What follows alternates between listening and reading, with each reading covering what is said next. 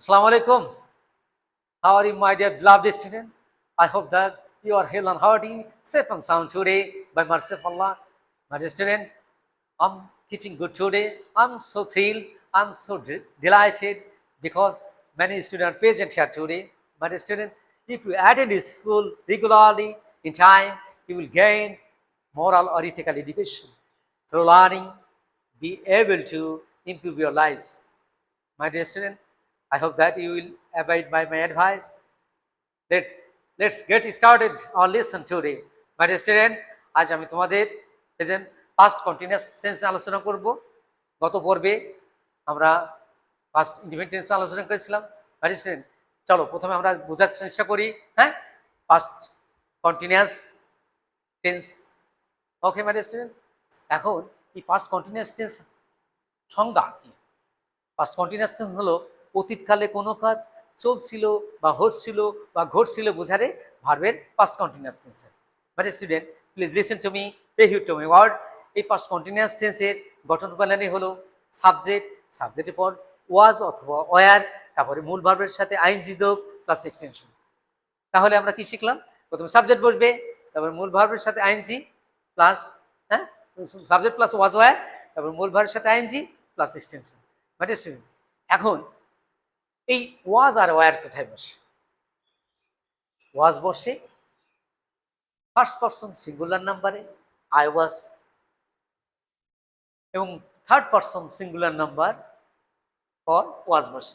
আর were বসে first person plural number, second person you, এটা সবসময় প্লুরাল হয়, তারপর ওয়ার বসে, এবং থার্ড পারসন প্লুরাল নাম্বার যেমন দে, বয়েজ, এরপরে ওয়ার বসে। ওকে মাই ডিয়ার স্টুডেন্ট, চলো এখন আমরা স্ট্রাকচার অনুসারে আমরা বোঝার চেষ্টা করি। মাই dear student, please listen to me.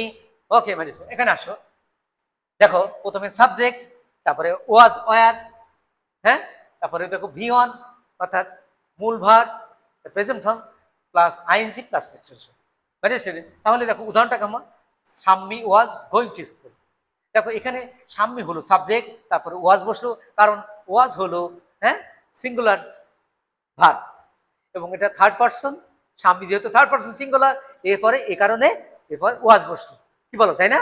ওকে, তাহলে স্বামী ওয়াজ গোয়িং টু স্কুল, তাহলে স্বামী হলো সাবজেক্ট, তারপরে ওয়াজ বসলো, মূল ভার্ব কোনটা? হ্যাঁ, গো, তার সাথে আইএনজি যোগ হলো গোয়িং, তারপরে to school extension. Okay my dear student, okay, আচ্ছা, তাহলে স্বামী ওয়াজ গোয়িং টু স্কুল, স্বামী স্কুলে যাচ্ছিল। তুমি ভাত খাচ্ছিলে, কি হবে? ইউ আর ইটিং রাইস, তারা যাচ্ছিল, দে are going. Okay my student, আমি যাচ্ছিলাম, আই ওয়াজ গোয়িং, তারা যাচ্ছিল, দে আর গোয়িং, তারা চা খাচ্ছিল, they are taking tea. Okay my student, okay my student, এখন আসুন, এই পাস্ট কন্টিনিউয়াস টেন্সে যদি প্রশ্নবোধক করতে হয় তাহলে সাবজেক্টে আগে ওয়াজ অথবা ওয়ার আসে। ওকে, তারপরে সাবজেক্ট বলবে, তারপরে মূল ভার্বের সাথে ING plus extension. Okay my student, please listen to me. তাহলে দেখো এখানে আমরা স্ট্রাকচার কেমন লিখবো, দেখো ইন্টারগেটিভ, প্রথম ওয়াজ অথবা ওয়ার, তারপরে সাবজেক্ট হলো, তার সাথে ভার্ব, মূল ভার্ব হবে, তার সাথে আইএনজি যোগ হবে, তারপরে এক্সটেনশন। ওকে মাই স্টুডেন্ট, এখন আসো, তাহলে ওয়াজ হি ডুইং দ্য সাম, মানে সে কি অঙ্কটি করছিল? তাহলে দেখো ওয়াজ বসলো, তারপরে হি হলো থার্ড পারসন সিঙ্গুলার, তারপর মূল ভার্ব হচ্ছে ডু, তার সাথে আইএনজি, দা সাম হচ্ছে অবজেক্ট। তাহলে সে কি অঙ্কটি করছিল? ওয়াজ হি ডুইং দ্য সাম। সে কি ভাত খাচ্ছিল? ওয়াজ হি ইটিং রাইস। তারা কি যাচ্ছিল? হ্যাঁ, ওয়ার দি গোয়িং। তারা কি খাচ্ছিল? ওয়ার দি ইটিং। ওকে, তুমি কি করতেছিলে? হ্যাঁ, were you doing. Okay my student, I hope that you have understood clearly. My student, এবার আসো, এই পাস্ট কন্টিনিউয়াস টেন্সের যদি নেগেটিভ করতে হয় তাহলে কি হয় জানো? তাহলে সাবজেক্ট পরে ওয়াজ নট অথবা ওয়ার নট বসে, তারপরে মূল ভার্ব, তার সাথে আইএনজি বসে। Okay my student, I hope that you have understood. Now subject example, look at me. Subject plus was not অথবা ওয়ার নট, তাহলে V one ING plus extension. Subject example, Rafiqul চা খাচ্ছিল না। রফিকুল এখানে সাবজেক্ট, তারপরে ওয়াজ বসলো, তারপরে নট, তারপরে ভি ওয়ান হলো টেক, তার সাথে আইএনজি টেকিং, টি, টি হলো অবজেক্ট। তাহলে রফিকুল চা খাচ্ছিল না, কি হবে? রফিকুল ওয়াজ নট টেকিং টি। আমি যাচ্ছিলাম না, আই ওয়াজ নট গোয়িং। আমি তোমাকে শেখাচ্ছিলাম না, I was not teaching you. Okay my student, আমি চা খাচ্ছিলাম না, I was not taking tea. আমি অঙ্কটি করছিলাম না, I was not doing the sum. তারা অঙ্কটি করছিল না, they were not doing the sum. Okay, তুমি যাচ্ছিলে না, you are not going. Okay my dear student, my dear student, এখন আসো আমি তোমাদের মুখে মুখে কিছু প্রশ্ন করব, আমি আশা করি তোমরা বুঝতে পারবে। ওকে মাই ডিয়ার স্টুডেন্ট, হ্যাঁ রফিকুল সাহেব তুমি বলবে তারা কি যাচ্ছিল, were they going? Okay fine, thank you, sit down. Okay, তুমি বলবা তুমি কি খেলছিলে, তুমি কি খেলছিলে? Were you playing, were you playing? Good. তারা কি ভাত খাচ্ছিল? Were they eating? খুব সুন্দর। আচ্ছা, তারা চা খাচ্ছিল না, কি হবে? They were not taking tea. Good. আমি তোমার জন্য অপেক্ষা করছিলাম না, I was not waiting for you.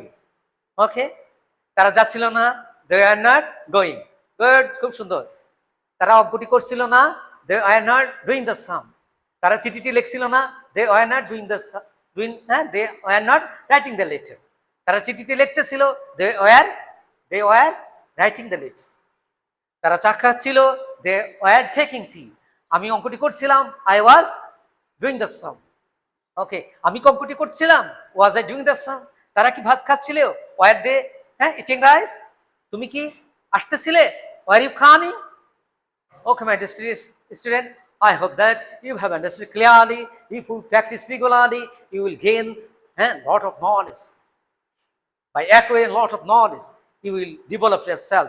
And when you will develop yourself, you will contribute to your family, your society, your country also. That's why you have to be honest, hard worker, diligent, perseverer, modest, gentle, and honest also. Thank you, my dear student. Thank you very much. Assalamu alaikum wa rahmatullahi wa barakatuh.